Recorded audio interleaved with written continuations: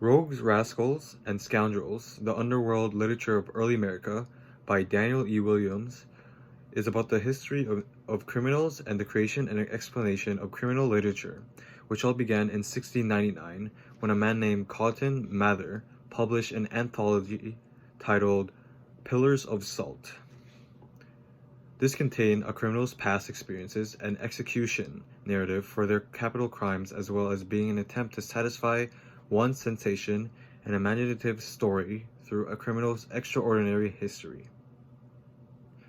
This also gave life to criminal literature and the development of it through 3 different stages, which was illustrated in the study. The first stage William mentions in early narratives are the criminal confessions, warnings, and acceptance, along with execution sermons, where ministers use divine justice or God's final judgment to condemn the criminal for defying the law implemented during that time, including God.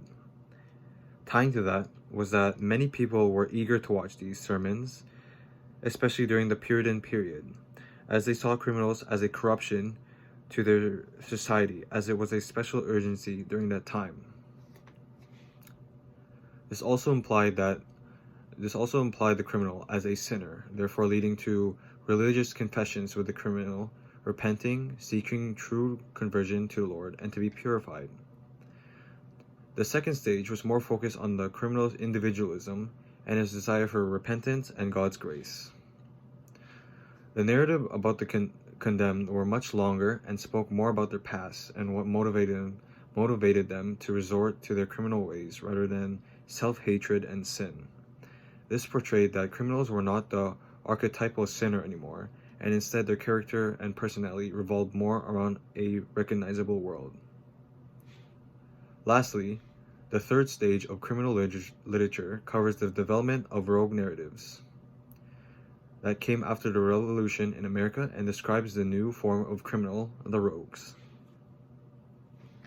Williams summarized the rogues as individualistic, opportunistic, self-reliant, defiant of authority, and entirely free, as they defy any of the laws and authorities implemented as, according to Williams, was an interest benefiting themselves. As an example to this was a man named David Lewis witnessed corrupt activities in New York City. So from there, he continued his own criminal ways in which he freely chose to as an individualistic and opportunistic person.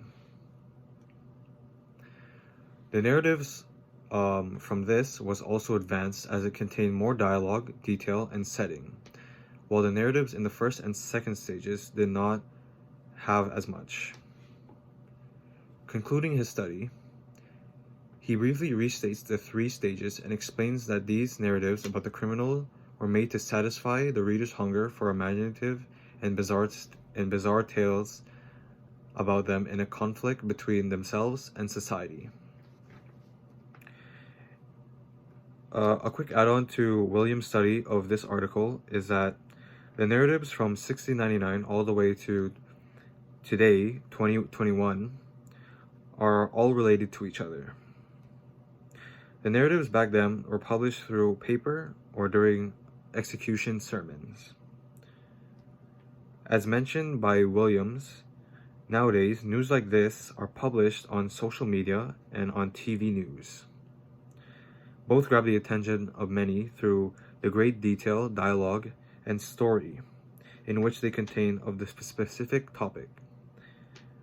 Criminal literature in there and anything in the news today.